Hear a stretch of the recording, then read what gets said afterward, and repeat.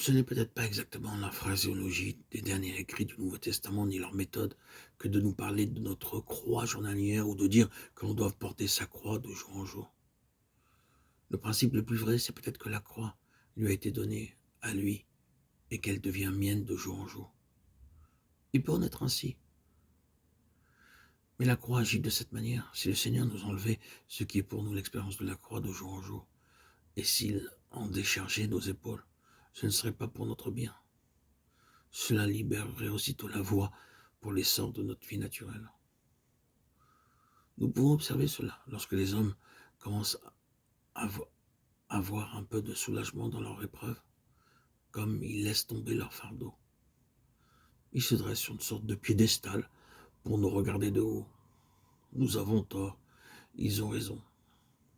L'orgueil, l'amour-propre, tout réapparaît. Est-ce bien? Que dirons-nous donc de Paul?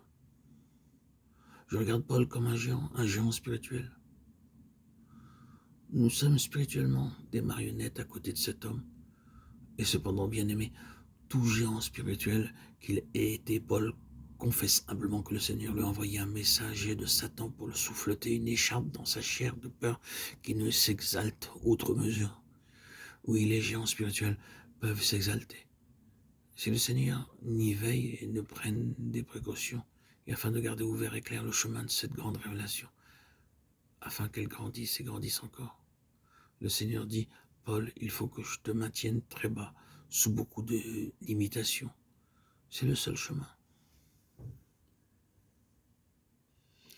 Dès que tu commencerais à t'élever, Paul, tu limiterais la lumière. Tu ruinerais la révélation. Oui, c'est le principe, la lumière de la vie. C'est sa vie, et c'est ainsi que l'apôtre dit encore, nous portons toujours dans notre corps la mort de Jésus, afin que la vie de Jésus soit aussi manifestée dans notre corps. 2 Corinthiens 4:10. Sa vie, c'est ce dont nous avons besoin, et avec sa vie vient la lumière. C'est la lumière par la vie. Il n'y a point d'autre lumière divine et réelle que celle qui provient de sa vie en nous. Et c'est sa mort, accomplie en nous, qui ouvre le chemin pour sa vie. Frères et sœurs en Christ, bien-aimés, il faut nous arrêter ici. Considérons encore le but de Dieu, la lumière, la gloire, la plénitude entrant en nous. Tout est en Christ.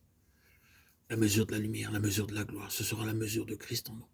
Et la mesure de Christ dépendra entièrement de la place que le Seigneur pourra trouver pour lui-même en nous. Or, pour que la place soit faite pour lui, il nous faudra arriver au point où la mise de côté absolue de notre vie personnelle aura été accomplie. Cela demande toute une vie.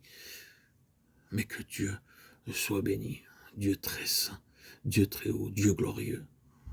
Il y a là le point suprême et glorieux, lorsqu'il viendra pour être glorifié dans ses saints et admiré dans tous ceux qui auront cru, être admiré, avoir la gloire de Dieu. Oh, puisse quelque chose de la lumière de cette gloire tomber dans nos cœurs pour nous fortifier, nous réconforter, maintenant, dès à présent, dès aujourd'hui, dans le chemin, pour encourager nos cœurs à avancer dans la connaissance de son Fils pour l'amour de son nom. Frères et sœurs en Christ, bien-aimés, chers auditeurs, auditrices, soyez bénis dans le nom précieux de notre Seigneur Jésus-Christ, Yeshua, Roi Melech Hamashiach, Roi Messie. Alléluia. Amen.